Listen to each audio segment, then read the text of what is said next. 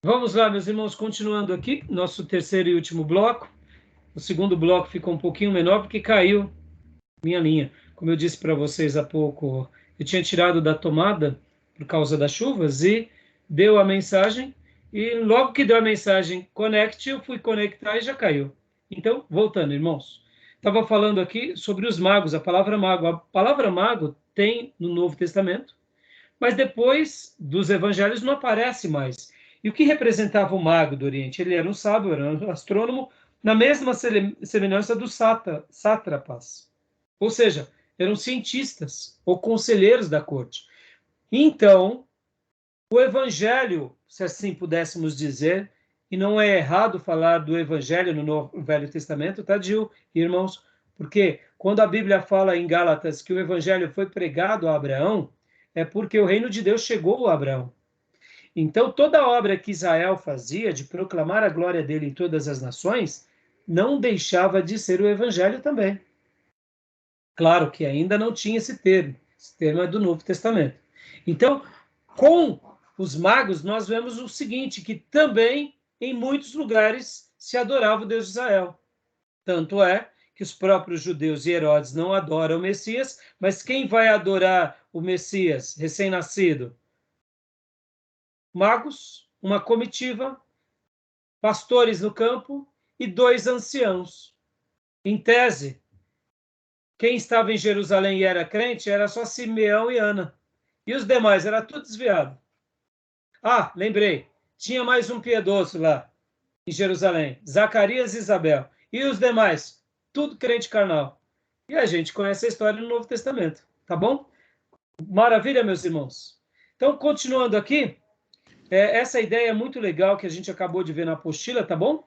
E beleza, irmãos, alguma dúvida, alguma pergunta para vocês?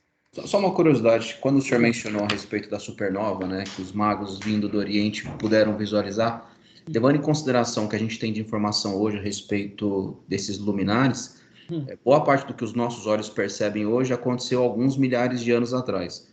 Enquanto o senhor falava, eu pensei, ele foi crucificado antes da fundação do mundo. Qual que é a relação do que eu estou falando aqui agora? Isso já aconteceu lá atrás.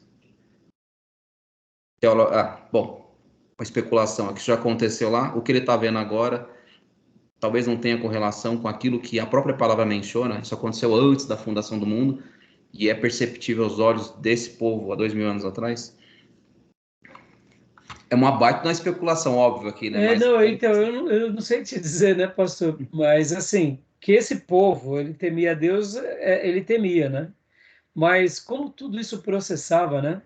Eu não sei te dizer. Como, como que isso acontecia, né? Eu sei que você fez uma ponte, né? Hum, mas assim, eu não sei. Caiu a linha do pastor. Caiu a linha dele. Então, irmãos, eu não sei como tudo isso acontecia, né? Jesus foi morto antes da fundação do mundo.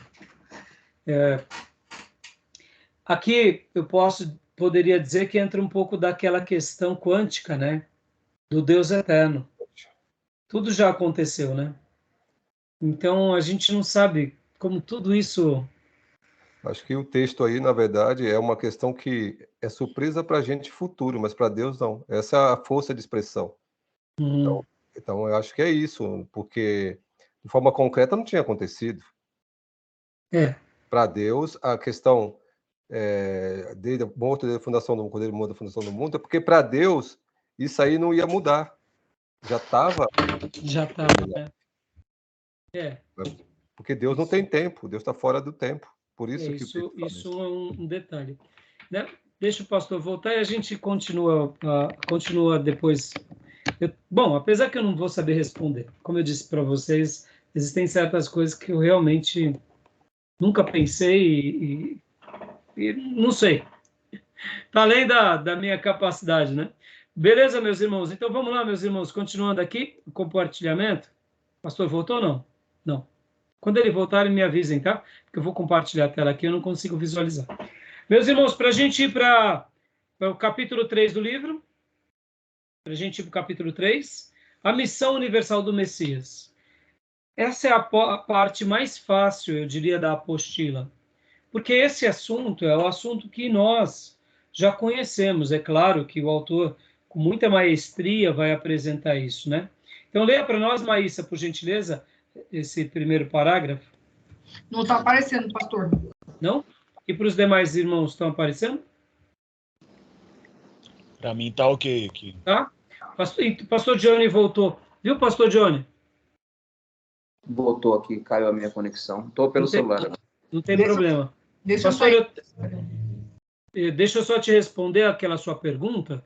De fato, eu não sei te dizer como tudo isso pode ter acontecido. Mas o Júnior, ele deu uma palavra muito interessante. Fala para nós de novo, Júnior. O que você tinha dito? Assim, eu acredito o seguinte, que isso não aconteceu de forma concreta, porque o texto bíblico é claro, né? Acho que é uma expressão, uma força de expressão para mostrar que Deus está fora do tempo. O tempo existe para a gente. Deus já sabia que isso ia acontecer. Então, para Deus, ele tá fora, não tem tempo, é atemporal. Então, já estava... Não tem futuro para Deus, mas para a gente ainda não existia, né? Que seria dentro dos decretos eternos de Deus, né, Júnior? Exatamente. Então, é bem interessante, bem interessante. E por isso, pastor, assim, sobre a questão dos magos e como que eles viam, como que era a fé daquele povo lá na Babilônia ou naquela região do Império Medo-Persa, como que eles exercitavam essa fé ao Deus de Israel, como que era a experiência deles. Eu particularmente, irmãos, eu acredito que eles eram piedosos dentro daquilo que eles enxergavam. Por isso que, irmãos, quando nós estudamos missões, a gente corre o risco de ir para o universalismo, corre. Mas a gente também não pode esquecer essa perspectiva universal do amor de Deus querendo alcançar todos os povos. E de uma forma misteriosa, Deus está trabalhando no mundo e no planeta. Eu sei que nós queremos que todo mundo esteja dentro da nossa caixinha. Qual é a caixinha? Evangeliquez, denominacional, do nosso trejeito, da nossa forma. Mas, irmãos, Deus é muito maior do que a gente. Então, eu quero acreditar que o maior interessado na humanidade sempre foi Deus. E faço até uma citação também de Spurgeon agora, para apaziguar nosso coração com relação a essa questão, até mesmo do juízo final. Spurgeon, em certa ocasião, ele fez uma menção muito interessante. Porque, olhando de uma forma fria, parece que ao longo das histórias mundiais, universais, e principalmente da história do ser humano, o diabo vence todas as batalhas, porque parece que tem sempre mais ímpio do que crente, não é?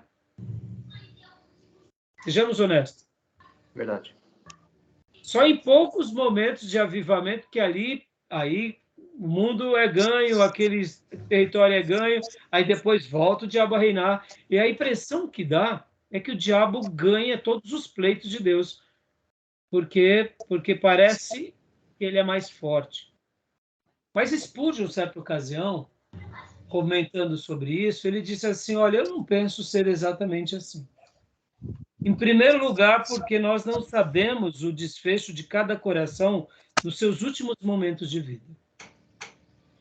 As centenas de milhares de almas que clamam ao Deus eterno, ao Criador, nas últimas horas da morte ou nos leitos, isso é um mistério que a gente só vai descobrir na eternidade. Ó, ponto interessante. Então, vamos pegar aqui nosso país, o mundo católico, a cristandade, com todos os erros e defeitos, e até mesmo a história do povo judeu. Quando a pessoa está ali entre a vida e a morte, ela pede perdão. Foi uma vida terrível, mas é interessante esse pensamento. O segundo pensamento de Spurgeon eu quero agora colocar também, porque o que Spurgeon estava respondendo? Estava respondendo alguém que tinha perguntado, e lá no céu, quando chegarmos lá, o contingente de Deus será maior do que aquele contingente que estará no inferno? É uma ideia interessante, né? Ou seja, pegando toda a humanidade de todos os tempos, será que haverá mais gente no céu ou mais gente no inferno? humanamente falando, parece que vai ter mais gente no inferno, né, irmão? Porque a gente conhece a história da Bíblia, a história do Antigo Testamento, as histórias mundial, parece que só, tipo assim, sobra um pouquinho para o céu, o resto vai tudo para o inferno, né?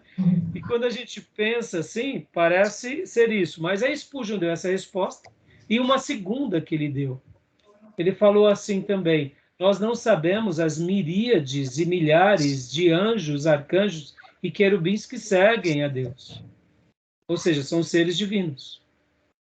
E nós não sabemos também das milhares e milhões, ou bilhões, ou trilhões de pessoas que, quando foram fecundadas e houve abortos espontâneos ou mortes de bebês, todos eles estão nos céus, que são milhões de milhões de milhões.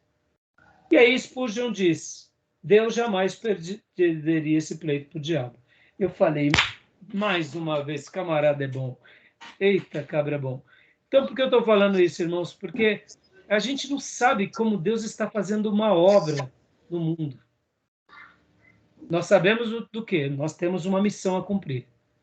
E a gente está aqui para se preparar cada dia mais para que isso aconteça. Tá bom? Gostaram dessas explicações? Você pode até não concordar, mas eu achei ela inteligente, né? Sim, bastante. Tá, apareceu aqui para mim, pastor. Apareceu, filha? Então faça as honras. Tá bom.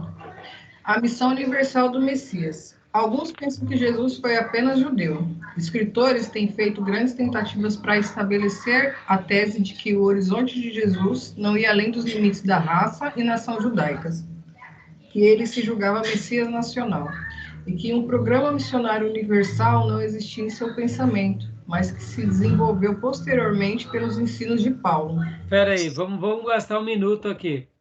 E aí? O que vocês acham de um comentário como esse? É claro que ele já está refutando, né? Mas chegar a pensar dessa forma é não conhecer a história do povo de Deus no Velho Testamento, né, irmãos?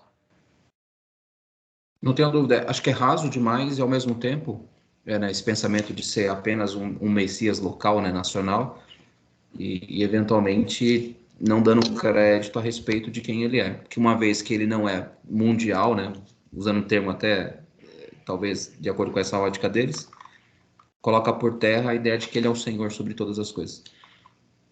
Agora, como pode Abraão, que é o pai da fé, que era um ser humano, ter uma perspectiva mundial, e o Cristo, que é 100% Deus, 100% homem, ser tão nacionalista, tão bairrista? Estão entendendo, irmãos? Mas, pastor, talvez você pergunte: professor, é possível que isso tenha permeado algumas igrejas, alguns pensamentos? Claro, irmãos. Aí onde entra, mais uma vez, a falha que houve em Israel, a falha que houve nos profetas, se tornando falsos profetas, e nos sacerdotes, se tornando falsos sacerdotes, e na religião, se tornando uma falsa religião, e a falha que acontece na história da igreja. Vamos pegar um exemplo disso, irmãos? Aquilo que acontece na segregação racial americana. Pode ver como eles são bairristas, como eles são pequenos. Por quê? Porque eles enxergavam que quem era negro era descendente de Cã, e quem é descendente de Cã, que foi o filho de Noé amaldiçoado, logo não tenha salvação para essa raça. E todos os etíopes africanos, por isso que eles tinham como escravos, e nas igrejas eles poderiam ter as igrejas dos negros de escravos, mas não se misturar com os brancos, porque afinal de contas os brancos é uma raça mais elevada. Pastor, isso aconteceu na igreja? Aconteceu, vocês podem ver na história, isso é vergonhoso. Aí eu te pergunto... Desculpa, pastor, desculpa. Pode falar. Desculpa. Na própria história da Igreja Metodista acontece isso. Surge a Igreja Metodista Livre justamente em protesto à ideia da segregação, né? Exatamente. É uma ramificação da própria ideia metodista. Agora, irmãos, dá para imaginar que esse pensamento exclusivista possa ser defendido por um pastor? Claro que pode. Claro que dá para imaginar. Porque é aquilo, irmãos, o erro se repete. Nós vamos nos sentindo competentes e bons, né? Então, o que vocês acharam dessa frase aqui? Né? Que a irmã acabou de ler.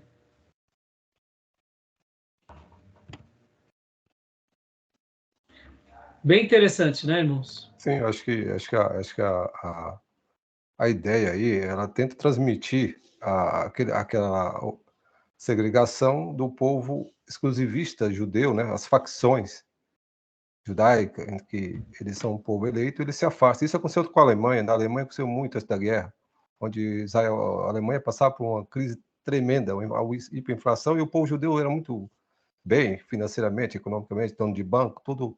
Só que eles eram fechados.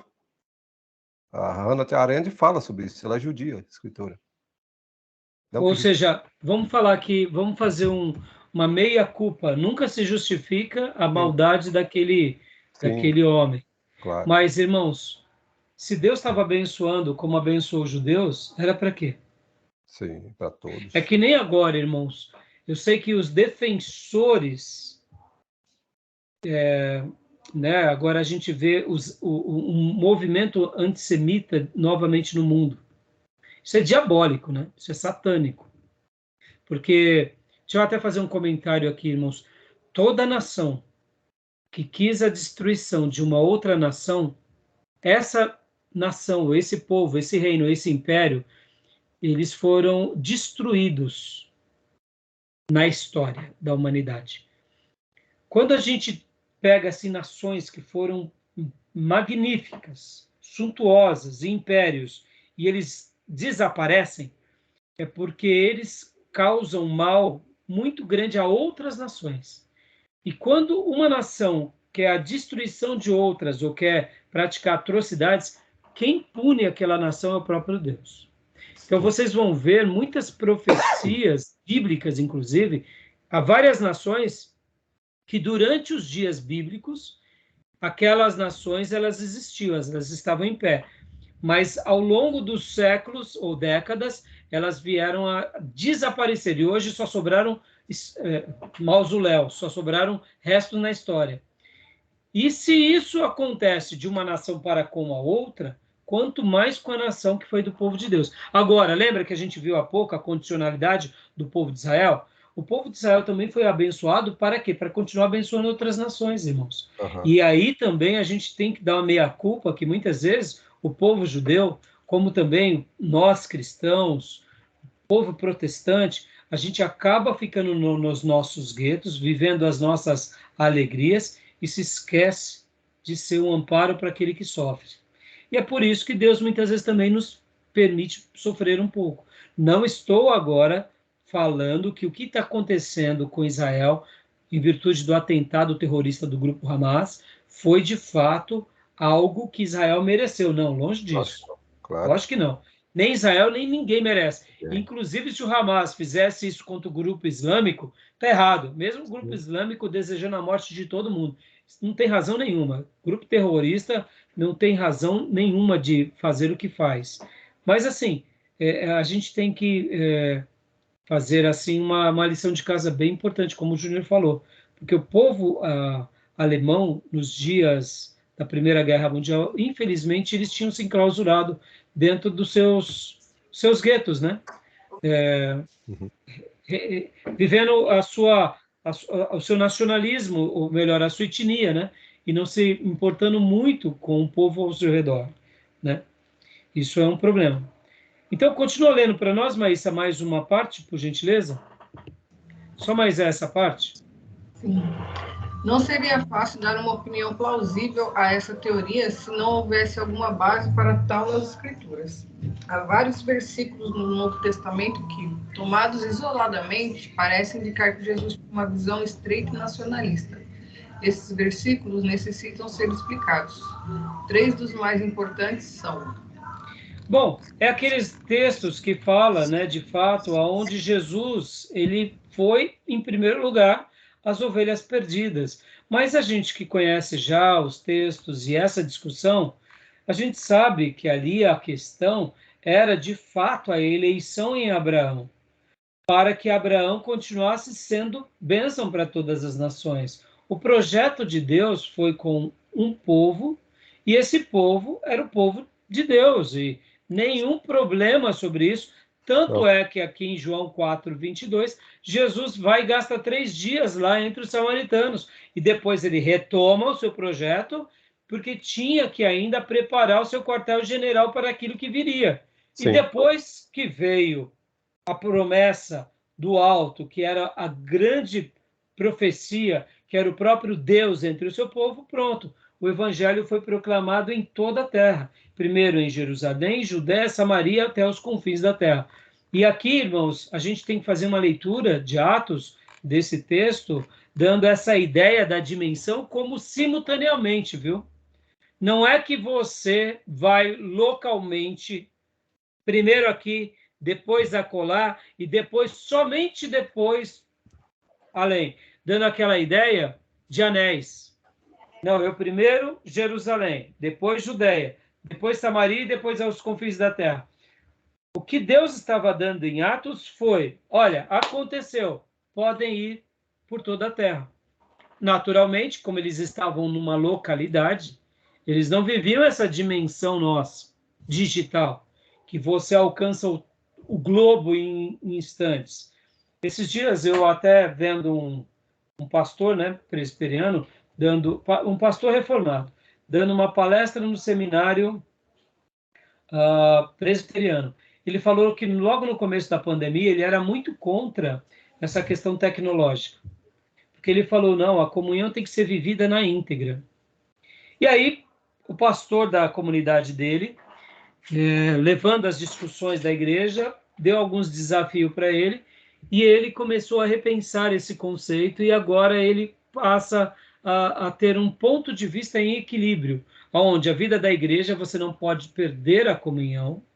No entanto, é possível você viver igreja mesmo nesse momento tecnológico. E aí o pastor começava a fazer uma defesa e ele usou um princípio muito interessante. Qual foi o princípio? O princípio foi esse, que a carta de Paulo, ela era virtual. Olha, eu nunca tinha parado para pensar. Quando Paulo escreve aos Coríntios, e Paulo faz aquela assembleia, expulsando já o perturbado, e depois ele recebe o perturbado de volta, foi uma assembleia virtual. Ele escreve a carta agora, ele toma a decisão, mas quanto tempo demorou entre o processo em que ele escreve a carta, até a igreja se reunir, até fazer a assembleia e até disciplinar o perturbado lá que deitava com a madrinha? Então, olha que interessante. Ele começa a falar que a Bíblia ela é um livro praticamente virtual. A gente não tinha Paulo presente nas igrejas. Nós tínhamos o quê? A carta de Paulo nas igrejas. Olha que interessante, irmão. Interessante, né? Então, em tese, esse presbiteriano, ele estava falando, irmãos, eu estou repensando essa questão da tecnologia. Porque é possível você viver espiritualmente. E ele começa a trabalhar que o mundo espiritual é um mundo virtual. E aí foi muito legal. Eu achei muito interessante. Por exemplo, irmãos, estamos aqui, ó, virtualmente. E aprendendo. Ou seja, uma coisa jamais substitui a outra, que é viverem ao lado, se a gente pode.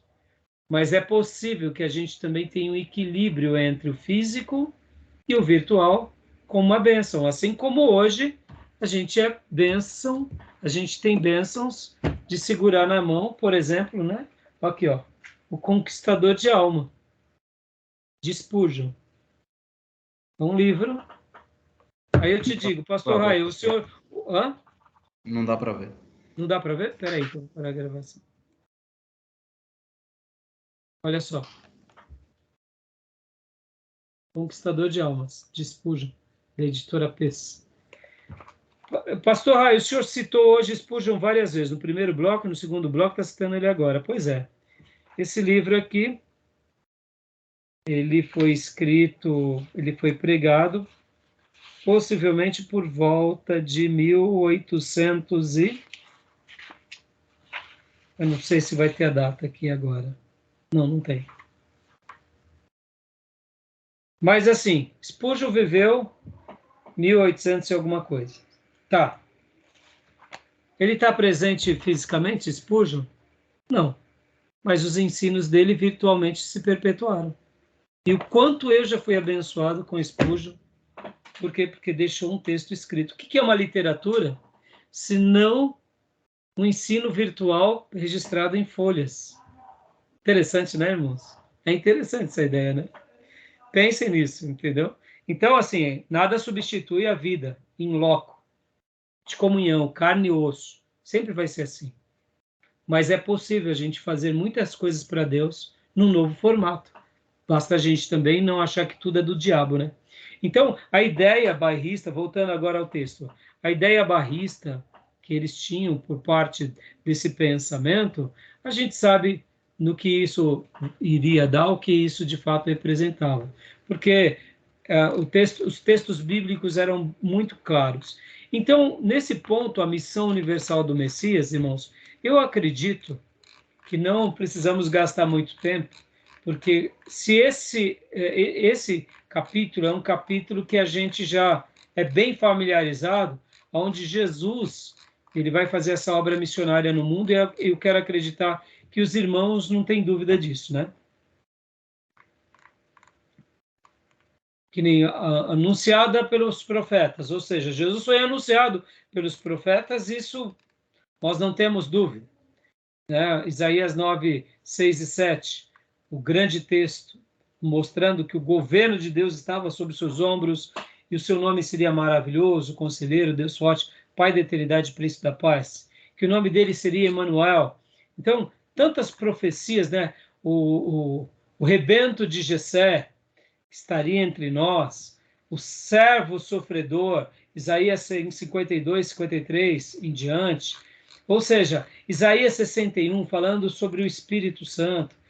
Muitos outros textos valorizando isso, né? Miqueias também, desde os dias da eternidade, aquilo que o Júnior mencionou há pouco, né? E que reinaria não somente Israel, mas até os confins da terra. Ou seja, os profetas já anunciavam.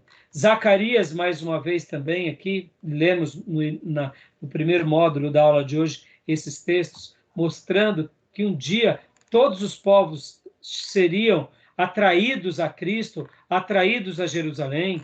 Então, isso é muito, muito citado. Tudo bem até aqui, meus irmãos? Alguma dúvida? Tudo bem. Alguma pergunta? Tranquilo? Então, esse capítulo eu acho que ele é muito fácil para a gente compreender, tá? Aclamado no seu nascimento, a gente já comentou isso há pouco, né? Sobre o quanto isso era importante. Tanto o nascimento dele foi uma profecia e um cumprimento. Ao falar há pouco aqui, irmãos, sobre Zacarias, deixa eu só fazer mais um adendo aqui.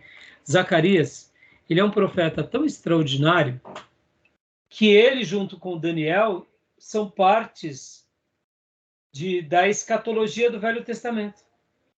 Zacarias, olha que fantástico, guardem isso. Lembra que eu falei que ele restaura o povo, junto com Ageu? E ele prega ao povo para que o povo reconstrua o templo, certo? Maravilha. Mas ele para por ali? Não. A profecia dele era para aquele momento, para as próximas gerações, para o nascimento de Jesus e para os finais dos tempos. E aí, pastor, esse profeta tinha café no bule ou não? É genial ou não? Hoje, nós estamos ainda para presenciar profecias do profeta Zacarias. Sensacional ou não?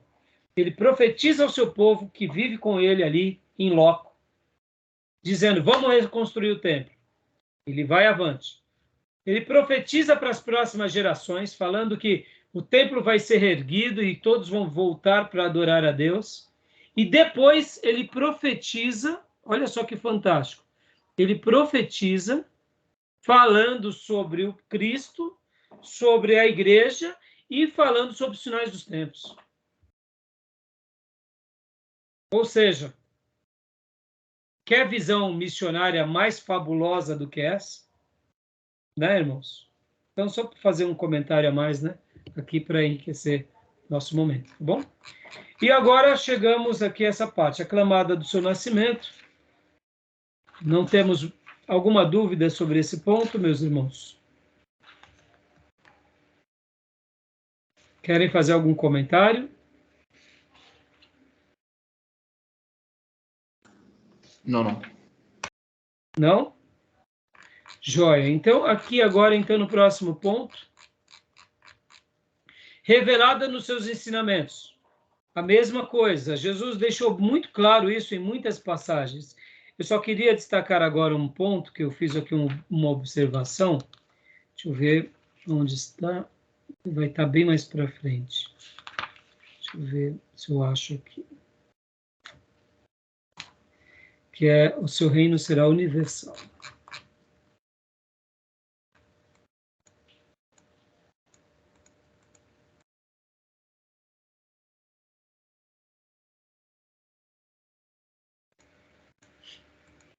Só um segundinho.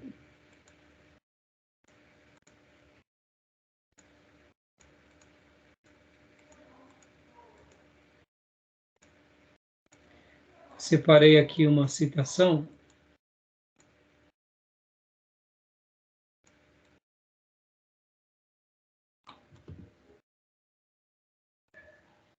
Aqui. Olha só, irmãos. O autor ele vai estar citando as parábolas, ele vai estar falando sobre aquelas parábolas do banquete, a ideia que Jesus deixa embutida com relação ao reino de Deus, as questões pelas quais ele vai falando sobre essa obra-prima que seria o alcance de todos. Podem ver como Jesus coloca os samaritanos na pauta da sua evangelização, a compaixão pelo samaritano. As maiores lições sobre amor é dado ao samaritano, ao publicano, ao próprio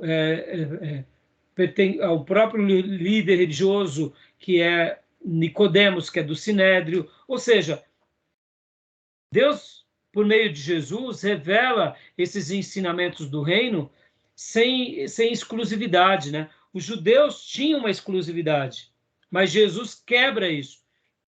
Tanto é que essa exclusividade que estava totalmente impregnada na cultura dos judeus foi totalmente desprezada por Jesus. E, como eu mencionei, a lição sobre o amor a Deus e ao próximo foi dado para os líderes religiosos em cima daquela história que é a história do samaritano. Né? Pode ver quem é o próximo, Jesus pergunta.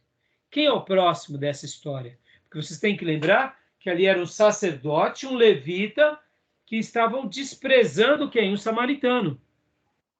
Então, quem era o próximo para eles? Quem foi que ajudou?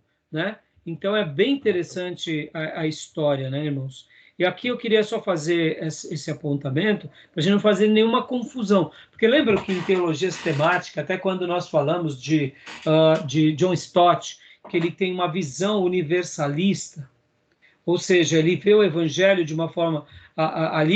nós estávamos falando da doutrina da eleição na perspectiva universalista, na salvação na perspectiva universalista. Em Teologia Sistemática 3, quando nós falamos sobre universalismo, e citamos até John Stott, que ele tem essa questão da visão da salvação universalista, que a gente questionou isso, aqui não é a mesma temática, porque nessa frase, o seu reino será universal, é o quê? É que o evangelho, a proposta dele é para alcançar todas as nações. Sim, claro.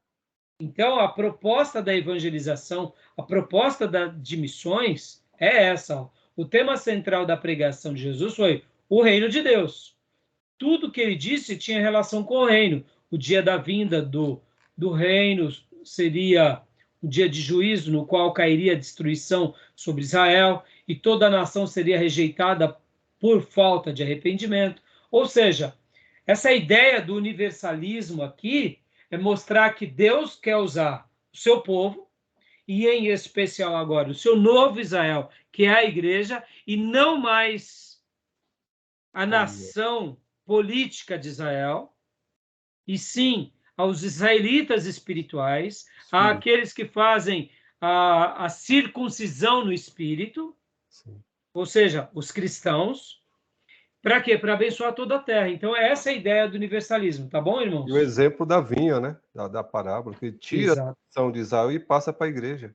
Exatamente, exatamente. Mas, como Paulo mesmo diz em Romanos, para que a gente não despreze Sim. os judeus, porque se Deus teve misericórdia de um jambuzeiro, jambuzeiro é a palavra? É. Olha, jambuzeiro bravo, ou seja, oliveira brava, enxertou na oliveira boa, Uhum. por que Deus não teria misericórdia com essa mesma oliveira? Né? Sim, claro. Tá bom, meus irmãos? Tudo bem até aí? Tranquilo? É os Sem filhos dúvida? pela fé, né? Em Abraão, né?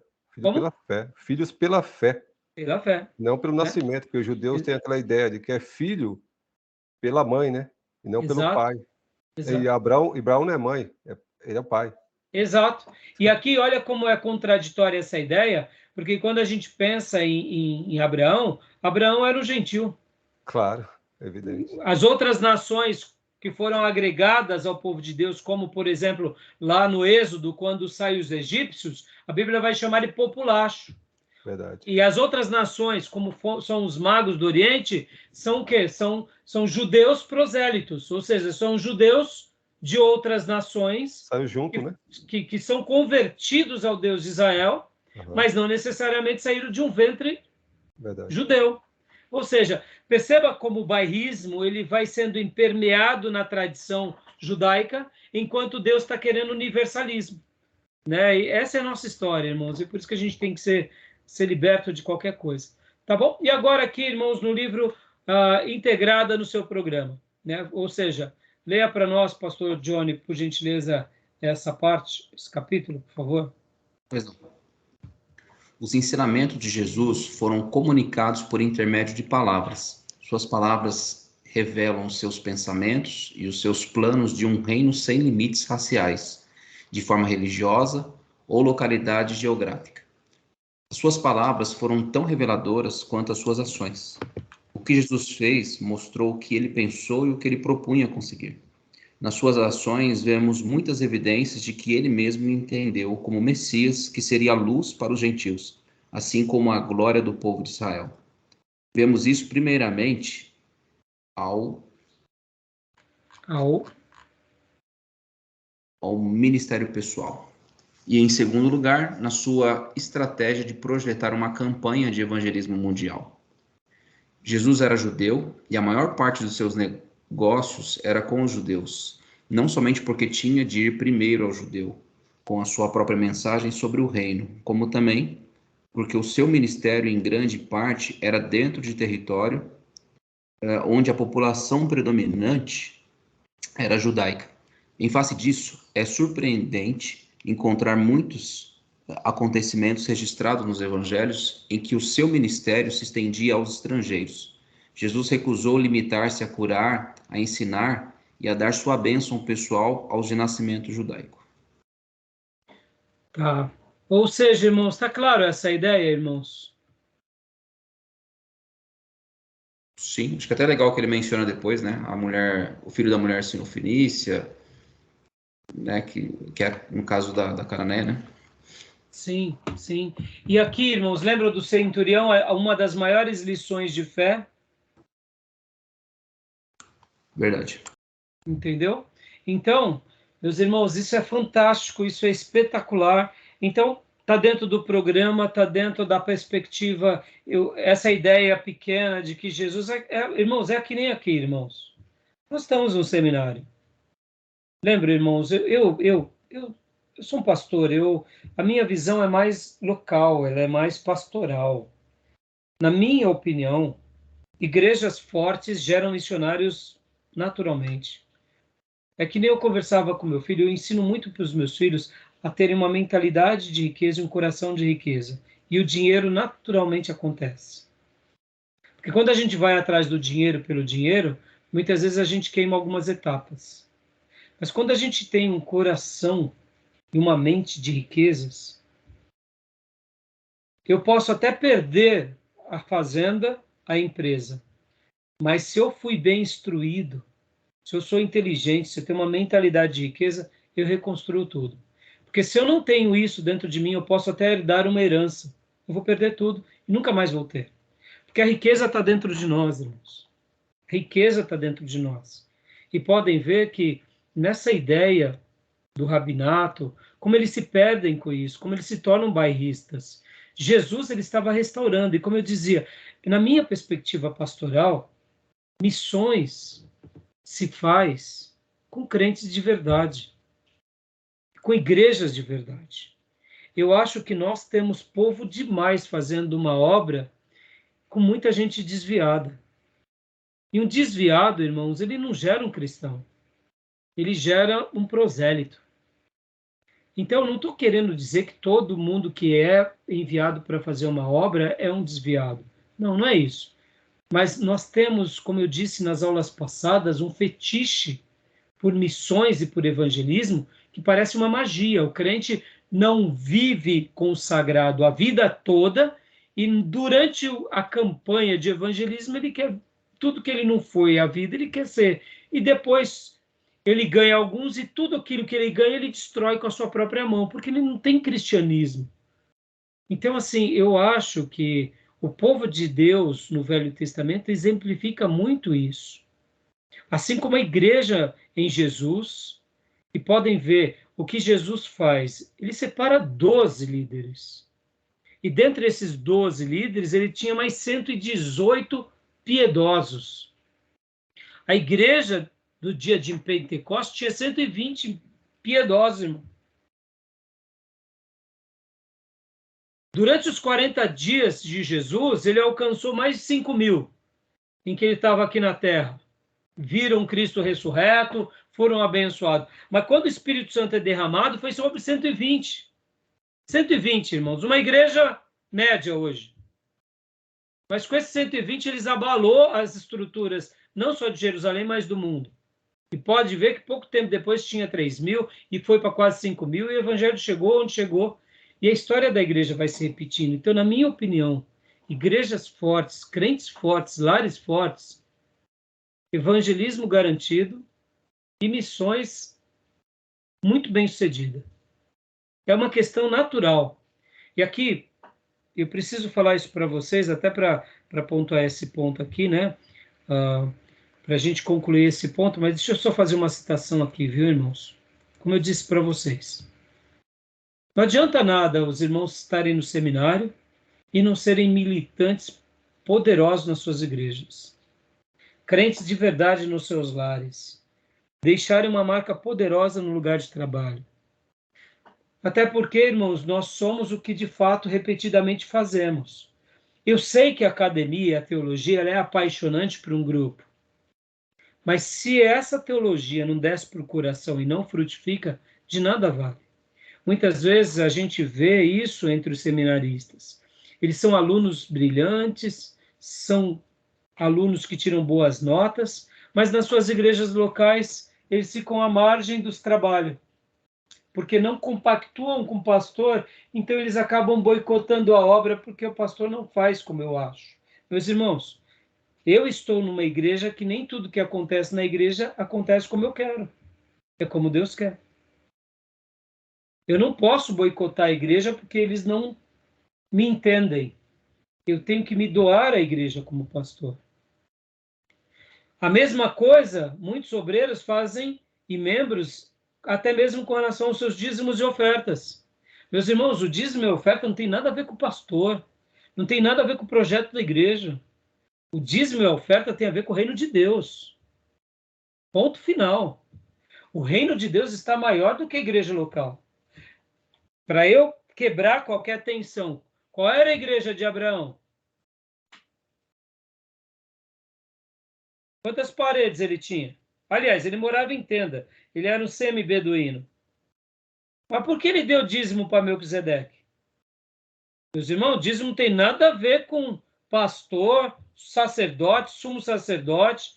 Dízimo tem a ver com Deus, é a nossa vida com Deus. A consagração não tem nada a ver com o ministério, com o dom. Tem a ver comigo e com Deus. A minha entrega, a minha renúncia não tem nada a ver com aquilo que as pessoas veem. Tem a ver comigo e com Deus. Perceba, irmãos, são critérios internos de uma vida que tem que estar no altar. Porque quando eu estou no altar, quando essas riquezas do reino estão dentro de mim, aqui dentro, Eu vou ser um crente militante, piedoso, dedicado, doador, entregue à causa, quando tudo é favorável e quando tudo não é favorável. E dessa forma, nós causamos impacto onde estamos, começando pela nossa família, chegando na nossa igreja local, nos nossos amigos e no mundo. Então, pensem sobre isso, irmãos, porque são valores que muitos vão desprezando porque não concordam. Meus irmãos, eu não concordo com muita coisa da minha igreja, nem por isso eu abandono ela. Eu não concordo com muita coisa que acontece em alguns membros da igreja, e nem por isso eu deixo de pregar o meu melhor sermão. Só para vocês terem uma ideia, domingo agora, sábado tivemos a escola bíblica, depois tivemos uma reunião. Em virtude daquela reunião, eu fiquei preocupado com algumas coisas. Eu confesso, irmãos, eu não consegui dormir. E até mesmo por causa daquele desgaste, daquela situação que eu tinha falado para vocês. Eu não preguei o olho a noite toda. Isso quando acontece comigo, eu falo, meu pai, isso já é uma guerra espiritual. Porque como que eu vou pregar sem dormir? Domingo de manhã. Quando meu culto ainda era domingo à noite, depois do almoço eu tirava uma cochiladinha, né? Agora, domingo de manhã, não tem mais jeito. Irmão, fui pregar no sono, eu já tinha clareado, os passarinhos já tinham cantado, e foi por volta de 7 da manhã. Quando deu 8 e alguma coisa, eu já acordei, já tive que me arrumar para começar a ir para a igreja. Eu estava sonado. Deus sabe. Eu tinha uma assembleia de manhã, cheguei atrasado na assembleia, pedi desculpa aos irmãos. Para vocês terem uma ideia, eu concluí a assembleia, eu nem percebi que eu tinha orado. Falei, irmão, eu vou orar. Foi, mas... Não, pastor, você já orou? Eu já orei, irmãos. Meus irmãos, eu estava... Quando começou o culto, começamos um pouco atrasado, por causa da assembleia, estava dentro do programa. Comecei a ter vertigem. Comecei a ver luzes, sabe aquelas... Ih, vou desmaiar. Falei, meu Deus do céu, é hoje mesmo. Fui, peguei, dei uma volta, respirei fundo. Falei, é normal, o corpo... Fui até na minha sala pastoral, tomei um café expresso. Tive que tomar um café expresso. Aí foi melhorando. Subi para pregar. Tentei pregar minha melhor mensagem, irmãos. Imagina, sonado. O culto já tinha começado um pouco atrasado. Aí caiu a energia da igreja. Deu um piripaque. Aí pronto, já me perdi todo. Já, imagina como que... Mas por que eu estou falando tudo isso, meus irmãos? Eu posso não concordar com muita coisa. Mas eu tento fazer o meu melhor para aquela comunidade. Por quê? Porque isso, guardem isso não tem nada a ver com a comunidade, irmãos. Não tem nada a ver com a comunidade. Tem a ver com Deus. O meu sermão que eu entrego para os irmãos não tem a ver com os irmãos, tem a ver com Deus. É a minha oferta de amor, exercitando o meu dom a Deus, servindo aqueles irmãos. É que nem a aula aqui. Estão entendendo? Por que eu estou falando tudo isso, meus irmãos? Porque muitas vezes a gente acaba vivendo uma vida dentro das nossas razões sem uma entrega total. E guardem isso, irmãos. Você não vai pegar um servo de Deus no Novo Testamento, no Velho Testamento, que fez uma obra significativa para Deus, entregando parte. Ou eles entregavam tudo ou não era nada. E olha, para mim, irmãos, isso é muito fácil de ser resolvido. A gente tem que ter essa entrega total o tempo todo, como Deus quer, da forma que Ele quer. Tá bom, meus irmãos? Guarde isso no seu coração. Para a gente concluir, que horas são agora? 10h32. Quanto tempo já de gravação? 48. Vou precisar de mais alguns minutinhos para a gente encerrar aqui. Tá bom, meus irmãos? Vamos lá. Vamos lá. Compartilhando, então, aqui. Eu vou concluir hoje esse material, tá? Vamos lá. Aqui. Joia. Então... tal. O último ponto que ele vai trabalhar agora é sobre aqui. Deixa eu ver. Pulei já? Será que é que eu estou segurando? Deixa eu ver. Aqui, achei. Explicando a explicação da sua morte. Bom, a gente já conhece muito bem essa história. A gente sabe o motivo da morte de Cristo. Então, até mesmo quando Jesus falava da morte, deixava tudo muito claro.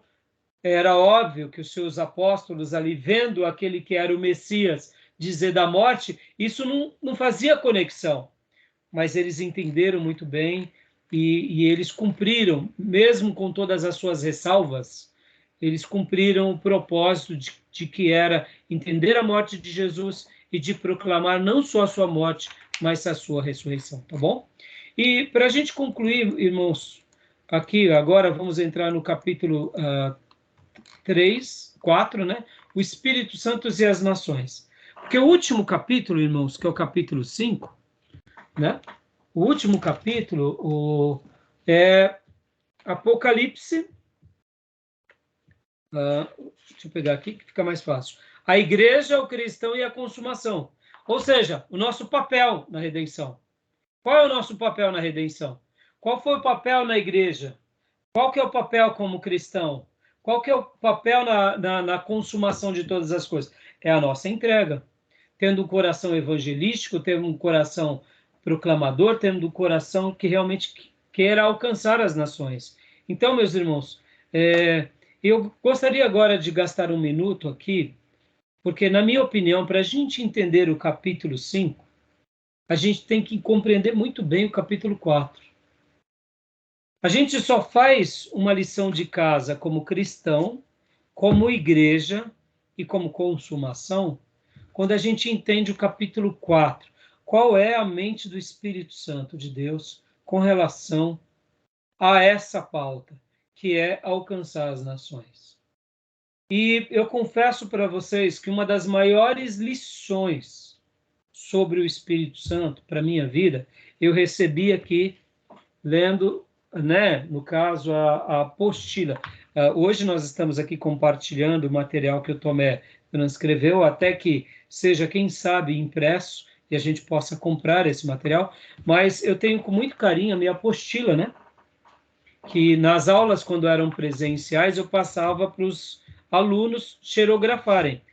E, irmãos, eu confesso para vocês que, ao dar esse material alguns anos atrás, uma flecha de Deus entrou no meu coração e tudo mudou para mim, tudo mudou. Que é agora essas primeiras esses primeiros 2 parágrafos do capítulo 5. Eu confesso para vocês que eu nunca fui tão impactado na minha vida com esse pensamento quanto foi aqui. Por quê? Vocês já viram eu fazer aqui para vocês uma pergunta. Quem é o maior líder da igreja do Novo Testamento? E geralmente eu faço essa pergunta levando vocês, ou os alunos, ou a igreja, a pensar que é Paulo, a pensar que é Pedro, a pensar que é João Batista.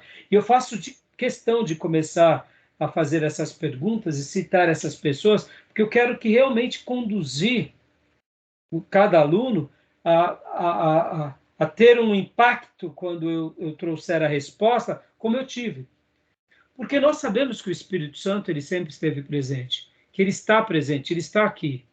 Mas muitas vezes, na prática, no dia a dia, a gente não dá o devido valor a ele.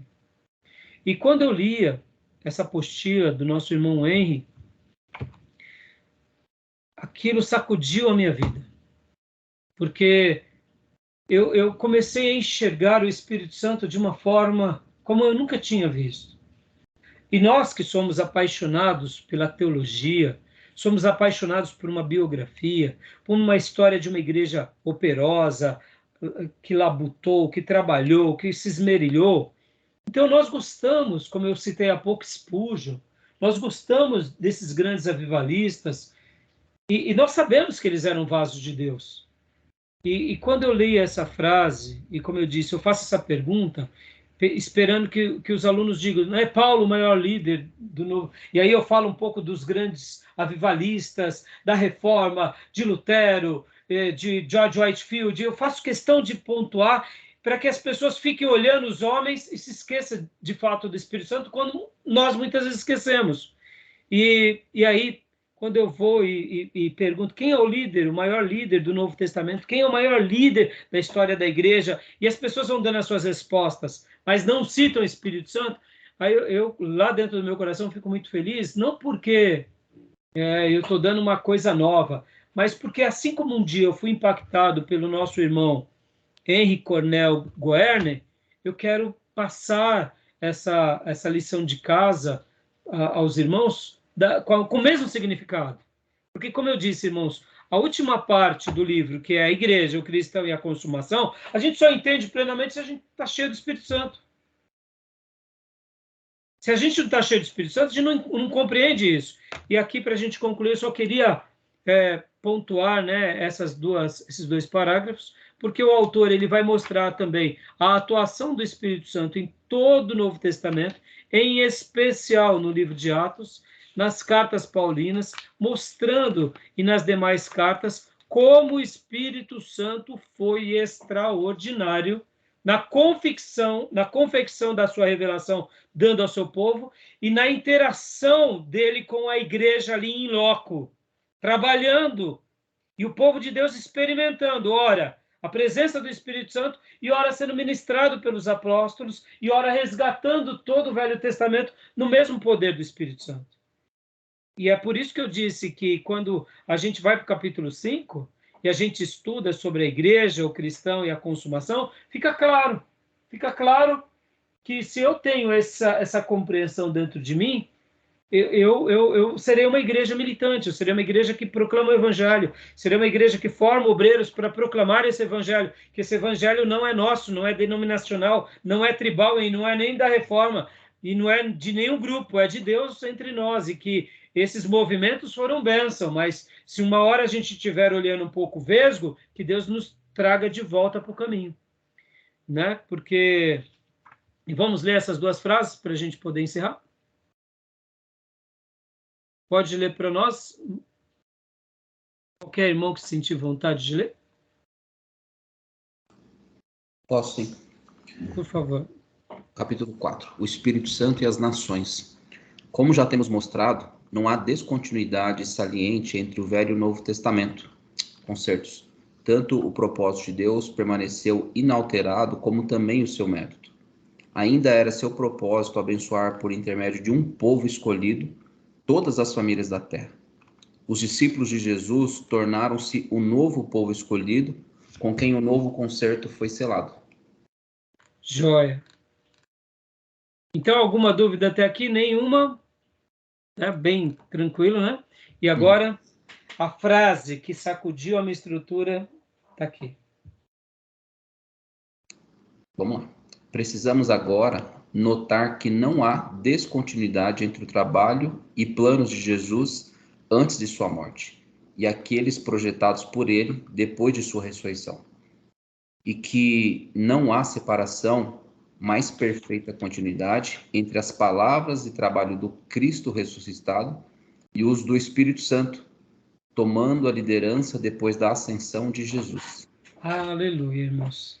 Essa frase, continuidade e a liderança, olha só, e aqui, e do Espírito Santo, tomando a liderança depois da ascensão de Jesus. Ah, meus irmãos, aqui mudou tudo. Aqui mudou uma chave na minha vida. Porque, o que eu quero dizer com isso? Onde está a mudança de chave, irmãos? A mudança de chave está aqui, bem simples. Onde está a mudança de chave?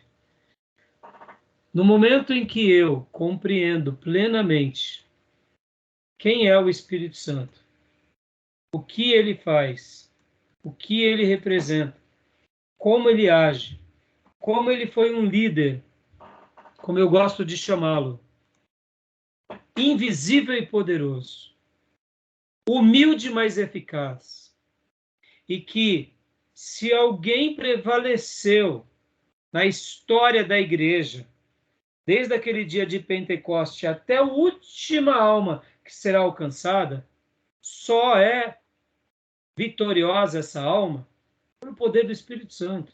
Isso vale para o indivíduo, para a família e para uma comunidade.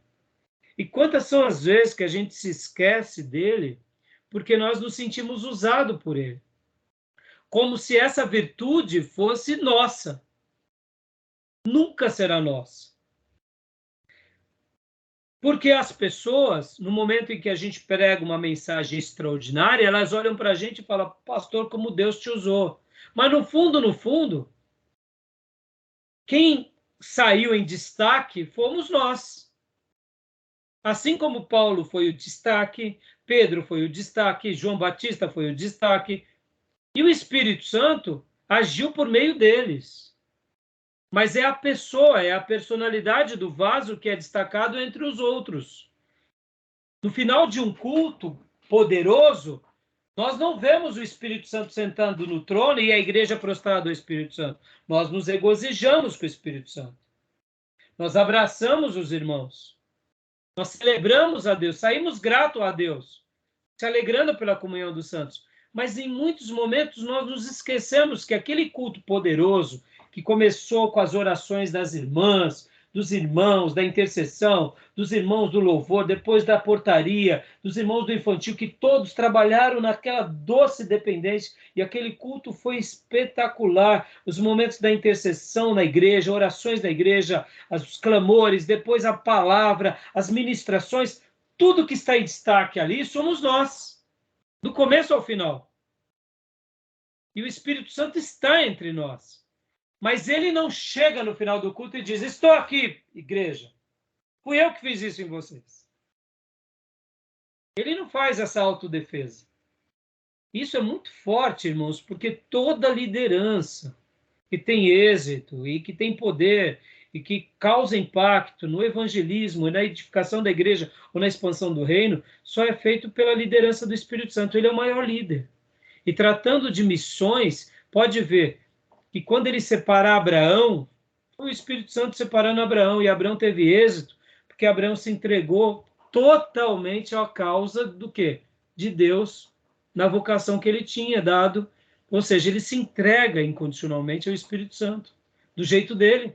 Assim foi a história do Velho Testamento, assim foram os apóstolos, assim é a nós até hoje, e assim sempre será. Então, meus irmãos, eu só quis fazer essa citação porque fazer missões é muito mais do que enviar missionários. Fazer evangelismo é muito mais do que ter um programa. Eu poderia dizer que é ser conduzido pela liderança dele do jeito que ele quiser, como ele quiser, onde ele quiser. E dessa forma a gente vai ter um evangelismo que causa impacto, teremos uma igreja operosa e faremos grandes obras para ele. E aqui o autor vai trabalhar mostrando o Espírito Santo na vida de cada servo. E também, quando falta o Espírito Santo, o que acontece? Nos tornamos carnais, medíocres, bairristas, temos aparentemente o dom, mas não resolve de nada, porque é tudo fruto performático. E aí ele vai trabalhar sobre essas igrejas que se entregaram ao Espírito Santo, como foi a igreja de Jerusalém, a igreja de Antioquia da Síria. Percebam, a primeira obra missionária, o Espírito Santo diz.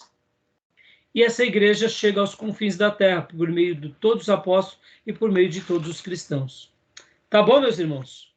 E aí o autor ele conclui, aí vai o capítulo 5, falando sobre a igreja, o cristão e a consumação. Beleza? Irmãos, nem deu tempo de falar sobre o livro do Timóteo Carricker.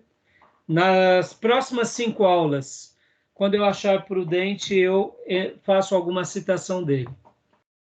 Tá bom?